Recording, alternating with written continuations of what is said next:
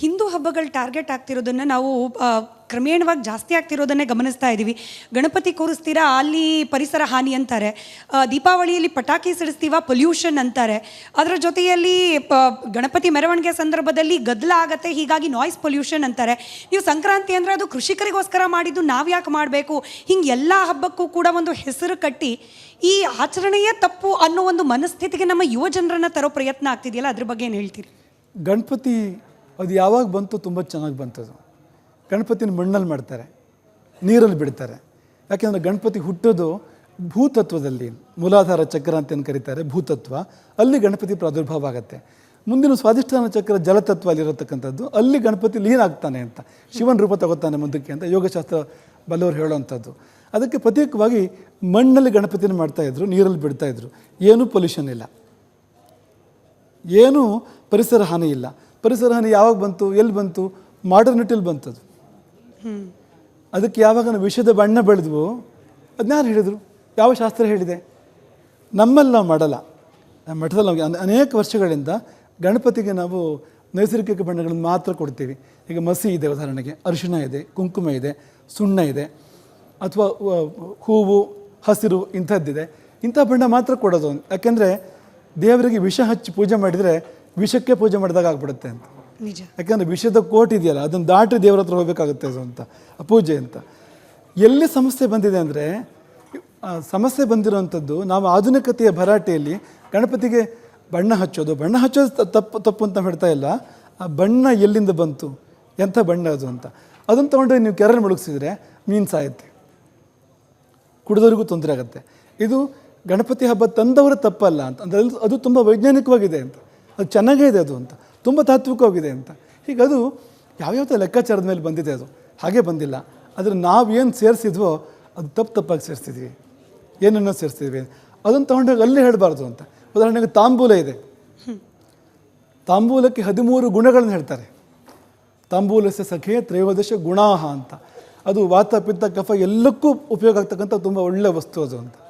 ಆ ತಾಂಬೂಲ ಇವತ್ತು ಒಳ್ಳೆ ಸ್ಥಿತಿಲಿ ಇದೆಯಾ ಅಂದರೆ ಇಲ್ಲ. ಯಾಕಿಲ್ಲ ಅಂದರೆ ತಂಬಾಕು ಬಂದು ಸೇರ್ಕೊಂಡಿದ್ದದಕ್ಕೆ ಅಂತ, ಹೊರಗಡೆಯಿಂದ ಅಂತ. ಈ ಸಹವಾಸ ದೋಷ ಅನ್ನೋದಕ್ಕೆ ತಾಂಬೂಲದಂಥ ಉದಾಹರಣೆ ಬೇರೆ ಯಾವುದೂ ಇಲ್ಲ ಅಂತ. ತುಂಬ ಉತ್ತಮವಾದ ವಸ್ತು. ಊಟ ಆದಮೇಲೆ ಸೇವನೆ ಮಾಡಬೇಕಾದ್ರೆ ಗೃಹಸ್ಥರಾದವರು ಸೇವನೆ ಮಾಡಿದ್ರೆ ತುಂಬ ಜೀರ್ಣಕ್ಕೆಲ್ಲ ತುಂಬ ಒಳ್ಳೆಯದದು. ಆದರೆ ಅಂಥ ವಸ್ತು ಎಲ್ಲಿಗೆ ಬಂತು ಅಂದರೆ ಮುಟ್ಬೇಡ ಅದನ್ನು ಅಂತ, ಹಾಕ್ಬೇಡ ಅದನ್ನು ಅಂತ. ಕಾರಣ ಏನು ಅಂದರೆ ಈ ತಂಬಾಕು ಬಂದು ಸೇರ್ಕೊಂತಲ್ಲ, ಅದರಿಂದಾಗಿ ತಾಂಬೂಲಕ್ಕೆ ಕೆಟ್ಟ ಹೆಸರು ಬಂತು. ಹೀಗೆ ನಮ್ಮ ಆಚರಣೆಗಳು, ಉದಾಹರಣೆಗೆ ದೀಪಾವಳಿ ಪಟಾಕಿ ಅಂತ ತೊಗೊಂಡ್ರೆ, ದೀಪಾವಳಿ ದೀಪ ಹಚ್ಚಿ ಆಚರಣೆ ಮಾಡ್ತಾಯಿದ್ವು ಒಂದು ಕಾಲದಲ್ಲಿ.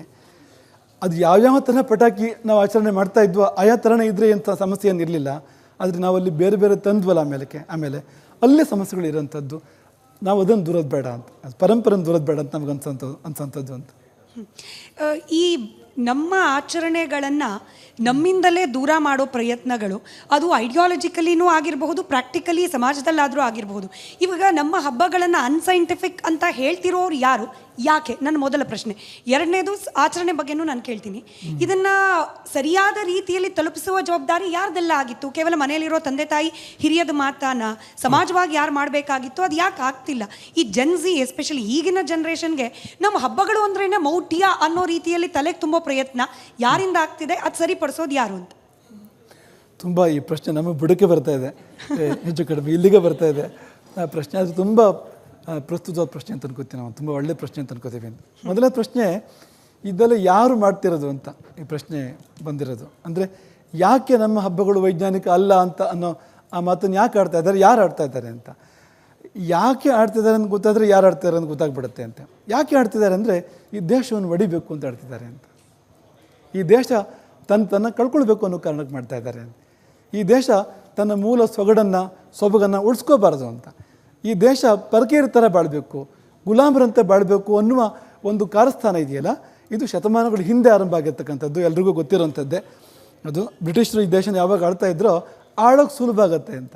ಇವರೆಲ್ಲ ನಮ್ಮದೆಲ್ಲ ತಪ್ಪು, ಬ್ರಿಟಿಷರದೆಲ್ಲ ಸರಿ ಅನ್ನೋ ನಿರ್ಧಾರಕ್ಕೆ ಬಂದರೆ ಆಳೋಕ್ಕೆ ಸುಲಭ ಆಗುತ್ತೆ ಅನ್ನೋ ಕಾರಣಕ್ಕೆ ಅವ್ರೇನು ತಂದರೂ ಅದೇ ಮುಂದುವರೆದಿದೆ ಇವತ್ತಿಗೂ ಕೂಡ ಅಂತ. ಈಗ ಅವ್ರು ಇಲ್ಲದೇ ಇರ್ಬೋದು, ಅವರು ಮಾನಸ ಪುತ್ರರಿದ್ದಾರೆ, ಇವರು ಪಾಶ್ಚಾತ್ಯರಲ್ಲೇ ಇವತ್ತಿಲ್ಲಿ ಅವ್ರು ಆಡ್ತಾ ಇಲ್ಲ. ಅದು ಅವ್ರದ್ದೇ ಮಾನಸ ಪುತ್ರರು ಈ ದೇಶದಲ್ಲಿ ತುಂಬ ಹರಡಿದ್ದಾರೆ ಅವರು ಅಂತ. ಅವರುಗಳು ಈ ಕೆಲಸ ಮಾಡ್ತಾ ಇದ್ದಾರೆ. ಅವರು ಮಾಡುವ ಮೂಲ ಉದ್ದೇಶನೇ ಇದನ್ನು ಹಾಳು ಮಾಡುವಂಥದ್ದು ಅಂತ. ನಾವು ಮುಂದೆ ಪ್ರಶ್ನೆ ಕೇಳೋದು, ಈ ಹಬ್ಬಗಳು ವೈಜ್ಞಾನಿಕ ಅಲ್ಲ ಅಂತ ಹೇಳಿದ್ರಲ್ಲ, ನೀವು ಯಾವ ಪ್ರಯೋಗ ಮಾಡಿದ್ದೀರಿ? ಯಾವ ವೈಜ್ಞಾನಿಕ ಪ್ರಯೋಗ ಮಾಡಿದ್ದೀರಿ? ಯಾವ ವೈಜ್ಞಾನಿಕ ಸಂಶೋಧನೆ ಮಾಡಿದ್ದೀರಿ? ವಿಜ್ಞಾನ ಅಂದರೆ ಏನು?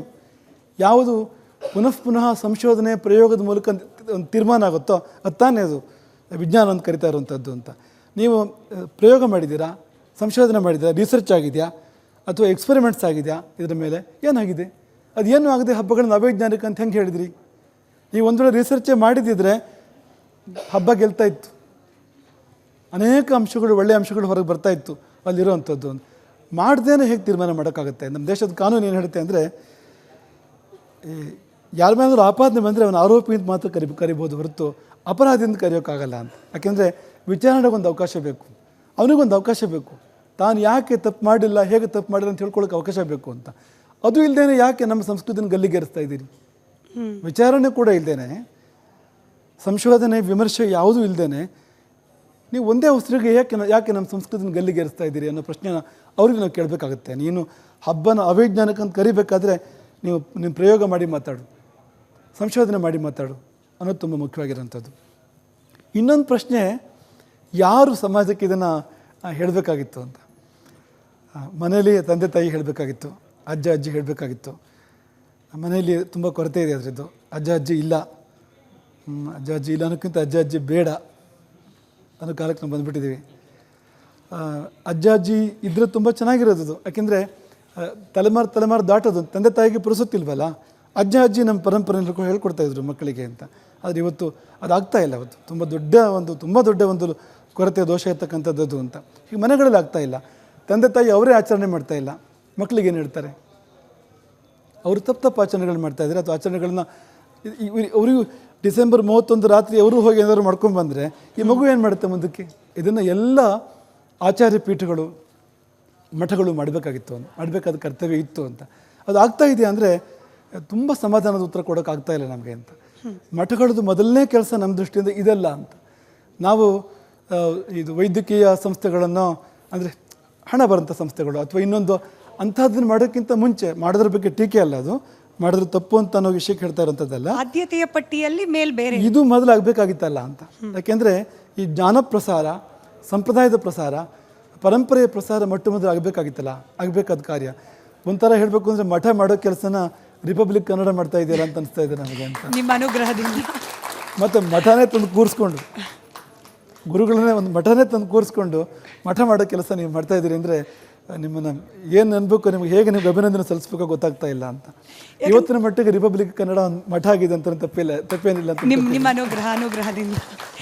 ಮತ್ತೊಂದು ಅತ್ಯಂತ ಗಂಭೀರವಾದ ಪ್ರಶ್ನೆ ಅಂತಂದರೆ, ಹಬ್ಬಗಳ ಆಚರಣೆಗೆ ಸೀಮಿತವಾಗೇನೆ ಆಚರಣೆಯನ್ನು ಬಲವಂತವಾಗಿ ಮಾಡಿಸೋ ಪ್ರಯತ್ನ ಅಥವಾ ಬೇರೆಯೊಬ್ಬರ ಆಚರಣೆಯನ್ನು ಅಥವಾ ಬೇರೆ ಸಂಸ್ಕೃತಿಯ ಆಚರಣೆಯನ್ನು ಬಲವಂತವಾಗಿ ನಿಲ್ಲಿಸೋ ಪ್ರಯತ್ನ, ಇದೆರಡೂ ಕೂಡ ಸಮಾಜದಲ್ಲಿ ಆಗ್ತಾ ಇದೆ ಗುರುಗಳೇ.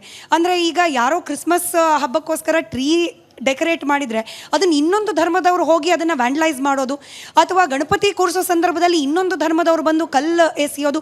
ಈ ಅಸಹಿಷ್ಣುತೆ, ಧರ್ಮ ಅನ್ನೋದು ಎಲ್ಲವನ್ನ ಕೂಡ ಸಹಿಸೋದನ್ನು ಕಲಿಸ್ಕೊಡುತ್ತೆ ಅನ್ನೋದಾದರೆ, ಈ ಅಸಹಿಷ್ಣುತೆ ಅನ್ನೋದು ಎಲ್ಲಿಂದ ಬರ್ತಿದೆ ಅಂತ, ಅದರಲ್ಲೂ ಆಚರಣೆಗಳ ವಿಚಾರದಲ್ಲಿ?